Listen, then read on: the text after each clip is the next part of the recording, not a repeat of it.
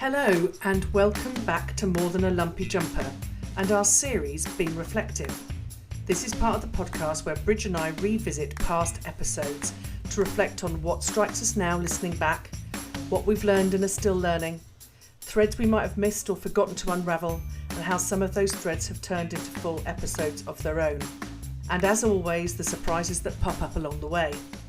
Today, I'm thrilled to talk about the mini episode that we did back as one of our Christmas gifts in 2023 called Cultivating Play and Rest, ... but mostly play. And I chose this one following my lovely conversation with Lizzie Bouzeval and Sarah Scott at the back end of last year. We all concurred that we'd needed more play in our lives. Well, the ladies did anyway, because I can assure you that there is a lot of play in my life. I love mischief, messing around, being silly, you name it, I will be involved somewhere along the line. Listening back, I was struck by how essential the message of play remains. Yet somehow, we haven't dedicated a whole episode to it. Bridge, I'm officially putting this on the 2025 agenda. Leadership through the lens of play is such a great episode. I'm absolutely convinced of it. So as this was a mini, we really didn't get deep into the topic. We were just having a look at some great resources which would pop play and rest onto their agenda. The idea came from one of Brené Brown's 10 guideposts in her book, The Gifts of Imperfection. And number 7 is Cultivating Play and Rest. Now, in the chapter, while she advises not to Google adult play, I can assure you that would be a very different topic. She instead leads us to the National Institute of Play, which we didn't really mention in the Christmas gift mini, but I'm going to refer to here. But first, a couple of other highlights that resonated with me when I listened to the mini episode again. So, Bridge brought us Plato's wisdom. She refused to do it in Latin, but the quote goes, "You can learn more from an hour of play than from an hour of conversation." Just imagine what that would be like and what you might get through in a leadership meeting. I know it seems completely off the wall, but as she reminded us from the creative leadership course that she'd been doing, they have been using play to solve problems and to create new stuff. So it's not too far from that. And before I say a little bit more about the National Institute of Play, a final word from Brené that we mentioned on the previous episode was a joy and meaning list. What if we matched our to-do lists with a joy and meaning list? It's a small shift, but one that can make a big impact.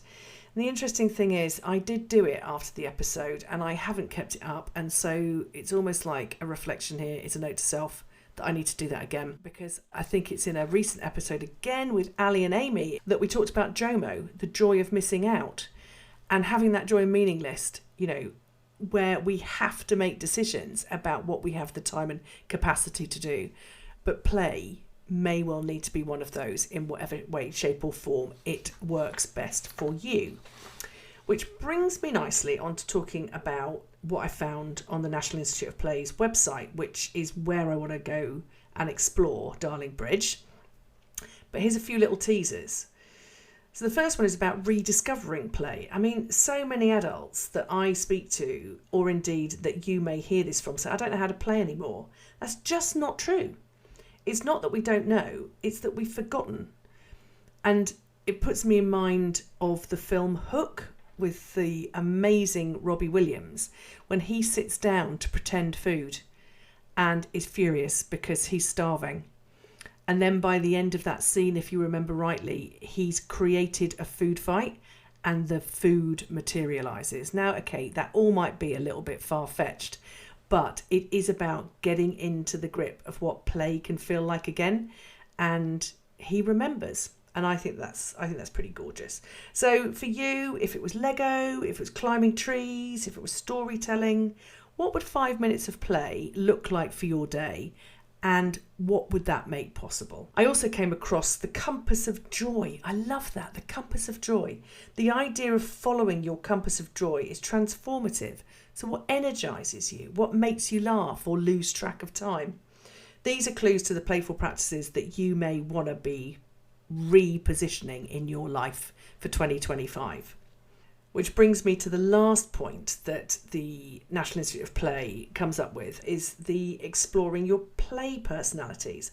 Now, we mentioned Dr. Stuart Brown in the mini gift episode and his TED Talk, and he identifies 8 play personalities. I can't believe we didn't go through these. So I'm only going to give you a little teaser of what these 8 are, and for you to perhaps just sit there for a little minute and wonder which you are. The Joker, the Kinesthete, I hope I've said that right, the Explorer, the Competitor, the Collector, the Artist-Creator, the Storyteller, and the Director. And it'd just be amazing to imagine how these personalities show up for us in leadership. You know, a playful leader might combine the Joker's humour with the director's vision, or the explorer's curiosity with the artist's creativity. I mean, there really is so much to go at here. I also just very quickly came across a quiz to help you ascertain which personality type you might align to the most. And mine popped up as storyteller. I don't think it was any surprise to me. I'm quite pleased about that too, because I love a story. And I love just the delight of the imagination. And someone said to me recently, I might have a children's book in me somewhere. I might do. I don't think I'd be able to write anything for an adult, but children may well be a completely different version. So what am I going to leave you with? What about this time around, a couple of actions to get you back into a mode of thinking about play? And Lizzie, Sarah, without an H, this might be just for you and what you may well want to consider to get that little bit of play back into your life for this year. Think back to something that brought you joy as a child. What was it? And make space in your life for it each week, even if it's only 5 minutes. And reflect on how it makes you feel before, during, and after. And that's where I'll leave it for today's reflection on play. Hi, and welcome to More Than a Lumpy Jumper, the seasonal bonus shorts. This week, we're talking about the importance of play and rest. We've got the usual gifts, from Lego to wisdom from St. Brené Brown. So come and join us for Cultivating Play and Rest, but mostly play. Hello everybody, it's Bobby and Bridge again with More Than a Lumpy Jumper, one of our little Christmas gift editions. And today we wanted to talk to you about play and play being more than fun. So when we did centering last week, we gave some gifts, some ideas for helping you over the Christmas period, and we're hoping that this one on Play today will be similar. So I'll start straight out that with one of my gifts that I wanted to offer is the book The Gifts of Imperfection by Brené Brown. Brené Brown. Many of you will already be in knowledge of Brené. All hail to the Bren. But I think that The Gifts of Imperfection, I hadn't realised this until I re-looked at it, because it's a book I have had for years and have read more than once. But it is actually, at the moment, the 10th anniversary edition. This book has been out for 10 years and still seems as relevant now as it did all that time ago, because I think I may well have been an incredibly early adopter. And there's a couple of things within this, because I don't know about you, Bridget, but I have been an English graduate as well. You had to read books from chapter 1 to the end. And I've been learning more recently that actually you don't really need to read a book like that. Of course, you have to read some books like that. But when you come across a book like The Gifts of Imperfection and other such books that are there to help you with your self-care or whatever it might be, that you can sort of like read in a new way and dip in and out of it. So when I went in to dip in and out of The Gifts of Imperfection, what you've got is 10 guideposts for wholehearted living. And number 7 is cultivating play and rest, which is why I thought that it might be an idea for us to talk about play over the holiday season, and that play is not just for children. So that's how I got into it. I loved this. So when you came up with this title, I loved it. One, because as I say again, I'm doing this amazing course at the moment at UCD on creativity and leadership. We do a lot of play during our designing and during our sort of things to inspire us. And so I found a little quote from Plato. It may be that Plato didn't say this at all, so take it with a pinch of salt. I'm going to assume that Plato said this. And he probably said it in Latin, not in English, but I'm going to say it in English because I can't say it in Latin. I might be able to, but only if someone translates it for me. You can learn more from an hour of play than you can from an hour of conversation. And so while I know that you're going to go in a little bit on some of the importance of rest as well from Saint Brené's pillars, where what I've been looking at over the last sort of few weeks is this idea of playing to create and playing to solve problems. And so this is my first little gift is Lego's serious play. And Lego have found ways of doing team building and change management, all kinds of things in business with using Lego. And so my gift will be the link to the website. You can sign up to their newsletter to get lots of inspiration. And they've got resources. And one of them is their 6-minute creative problem solving template. And they do it through. And what I love about the idea of play to solve problems in terms of leadership is that it democratizes insights, inputs and collaborations, contributions, because people feel that they can contribute because it's actually not real, it's playing, right? And there's no hierarchy in play, or there shouldn't be, in terms of that everyone gets a little bit of an input. So that's why play is more than fun. I mean, it is fun, but you can use play for all kinds of things. So that was my first little take on it.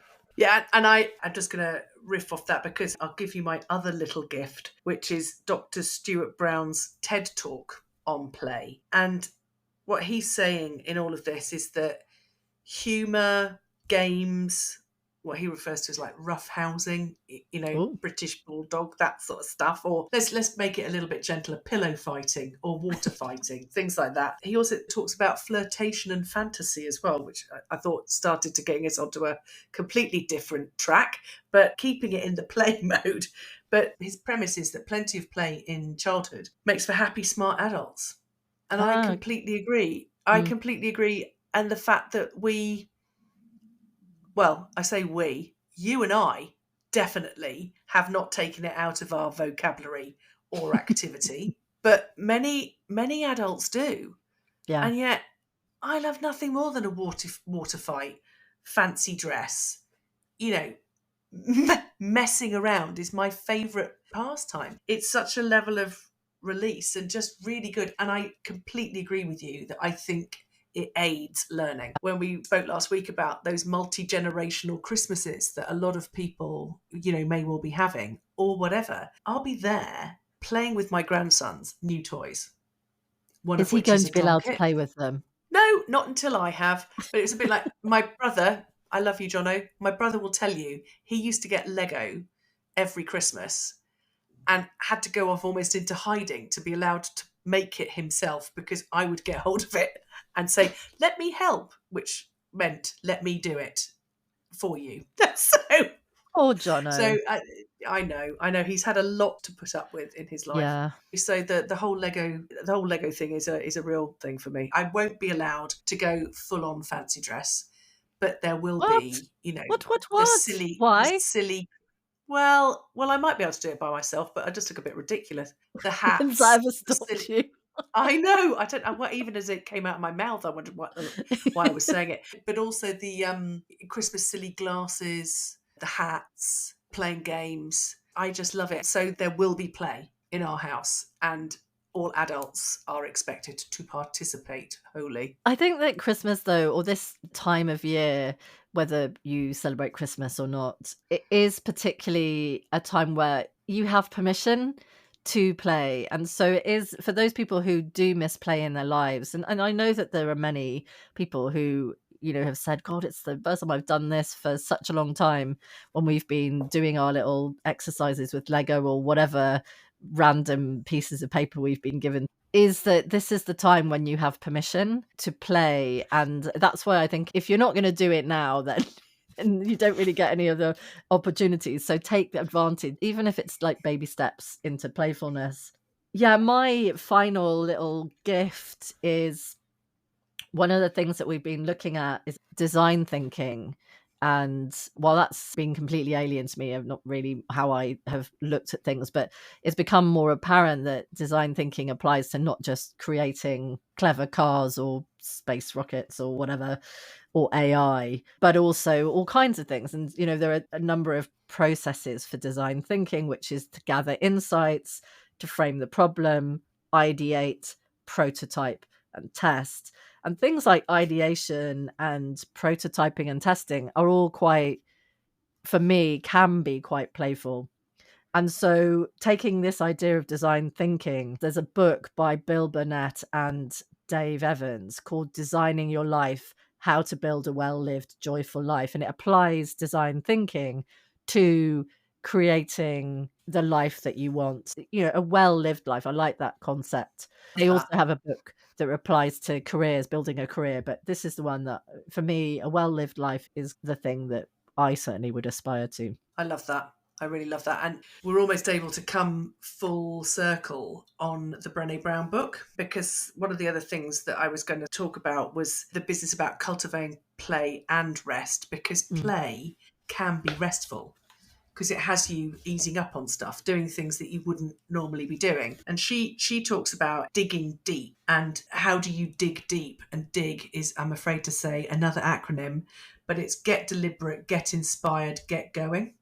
So she talks about the fact of having a joy and meaning list rather than a to-do list, or in fact, have the joy and meaning list and then put it up against your to-do list and see what you're actually doing, which would bring joy and bring meaning, because there's a lot of things on my to-do list that will clearly not do that, and I would imagine that you might be the same. So that's the first thing for the getting deliberate about the things that you really want to love doing, and adding play and rest into that. She talks about Dr. Stuart Brown, this TED talk I've just talked about, which is definitely worth a listen. And then the get going is that, for her in this chapter, she says, no, say no and go and take a nap.